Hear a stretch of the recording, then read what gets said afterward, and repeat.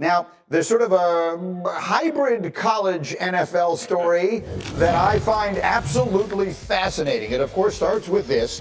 It involves the Michigan football program. 7 members of last season's football staff were accused of violating NCAA rules in a draft of the NCAA's notice of allegations obtained by ESPN. One of those members, of course, is the former head coach, Jim Harbaugh, who now is the head coach of the Los Angeles Chargers. He directly addressed this matter yesterday. Listen. Never lie, never cheat, never steal. I was raised with that lesson. I have raised my family on that lesson. I have preached that lesson to the teams that I've coached. No one's perfect. If you stumble, you apologize, and you make it right. Today, I do not apologize. I did not participate, was not aware, nor complicit in those said allegations. So for me, it's back to work and attacking with an enthusiasm unknown to mankind. There we go. That's Jim. That is 100% Jim. And that is Paul. It is 100% Paul. So when I watched that video yesterday, I'm not going to influence the jury with my own opinion. I'll go last. Paul, what was your first reaction when you saw it? I mean, it's an Oscar-winning performance, Crini. I mean, I had a lot of different emotions. I mean, I wanted to throw all kinds of adjectives up on the board. I wanted to label him as a pathological liar, as someone who is delusional.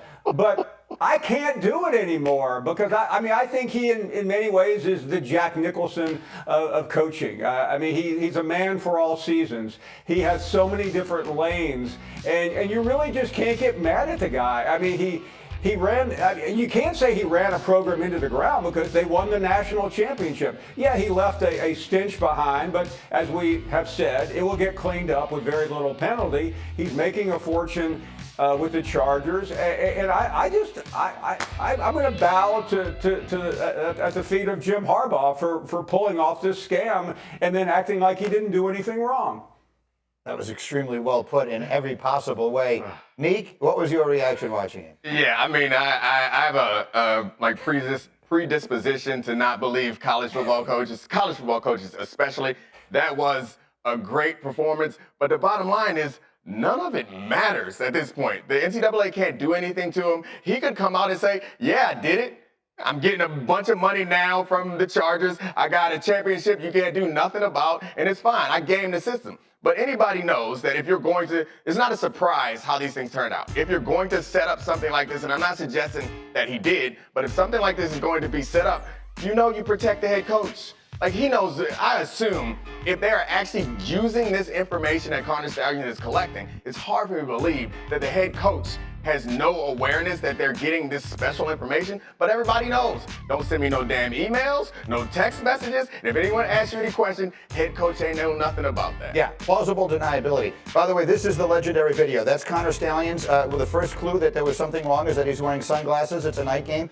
And he's standing like 5 feet away from the head coach of Central Michigan. And yet, the best part of this story, parenthetically, is that it took the NCAA 11 months to confirm that was Connor Stallions on the sideline, something all the rest of us confirmed in 1 second of looking at the video, not to mention the fact that no one denied that it was him on that sideline. But back to Harbaugh, because he's really the one everyone cares about. Tim Hasselbeck, what was your reaction to the way Jim handled it yesterday?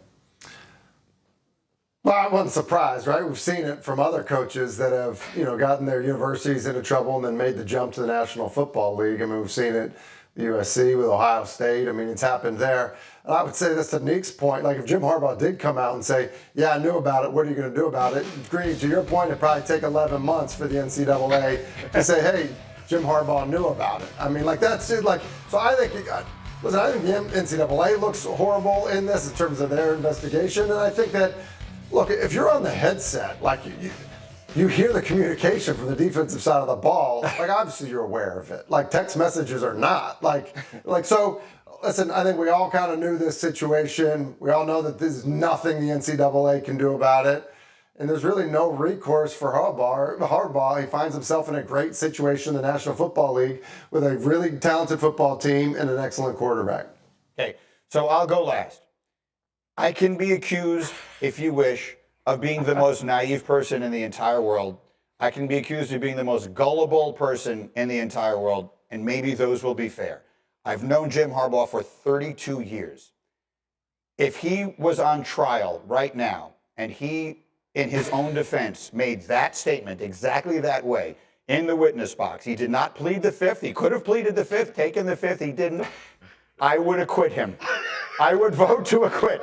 I would be I'd be the holdout juror in this group. You all would be handing in jury guilty verdicts, and I'd be like, no, I don't think so, guys. I think we need to be sequestered. I think we're staying overnight. Call me what you will, I believe him. I don't know why.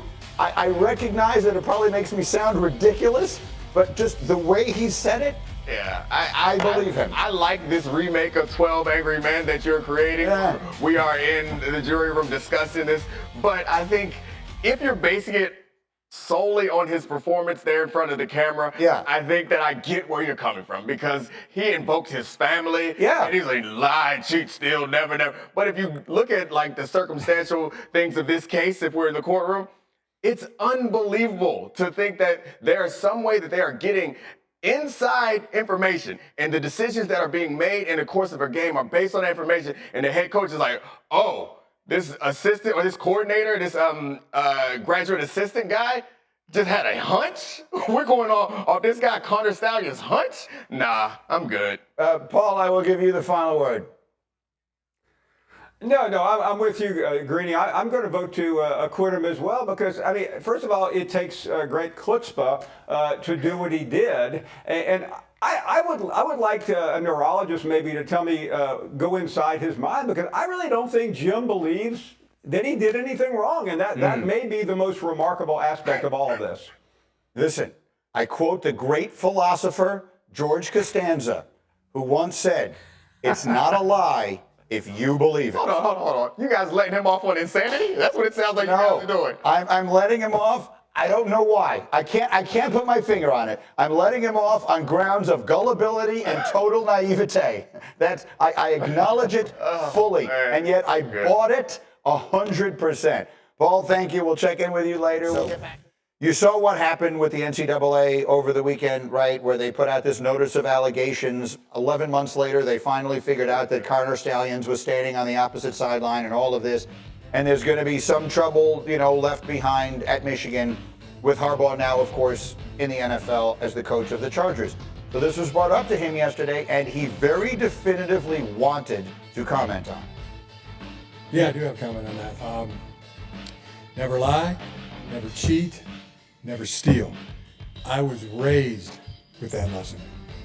I have raised my family on that lesson. I have preached that lesson to the teams that I've coached. No one's perfect.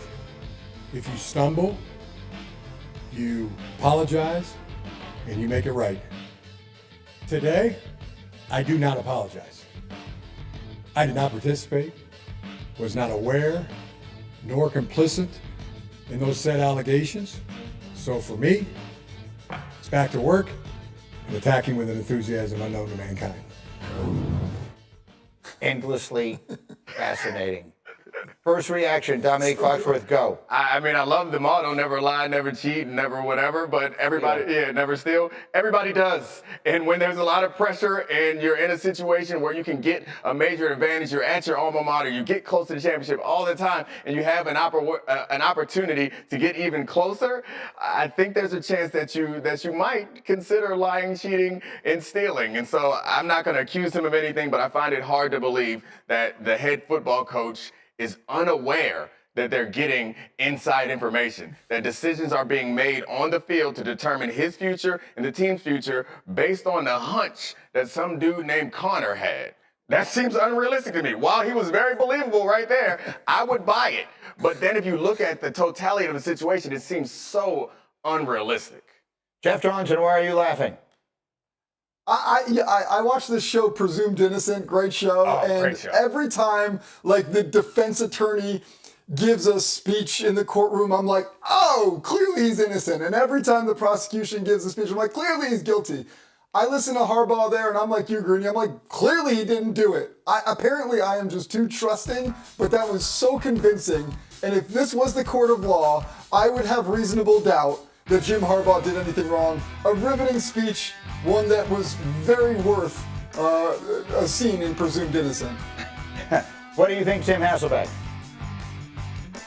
I mean, he certainly was believable. I mean, I think you made a great point on that in the first hour. Like, I also think, like, this whole idea of just even the NCAA investigation and all of that, like, had he come out and be like, yep, knew about it, it's amazing. It's amazing when you know what the other team's going to do. Like, well, like, the NCAA would have reopened it and we would have found out in 11 months that he knew about it. Like, I just think that, like we see this, it's the story of college coaches having success, breaking the rules in college football and being like, all right, I'm out of here, I'm going to the NFL, and Harbaugh found himself in a really good situation. What are you pointing at? Oh, no, it's just Whack Prescott was on the sideline, too. You run that back, there was somebody in the background that looked like a wannabe Dak Prescott. Perhaps. Not him. Not him. Where's Whack Prescott? Where is he? Where is he? He's coming. Whack Prescott right there on the left. You see him?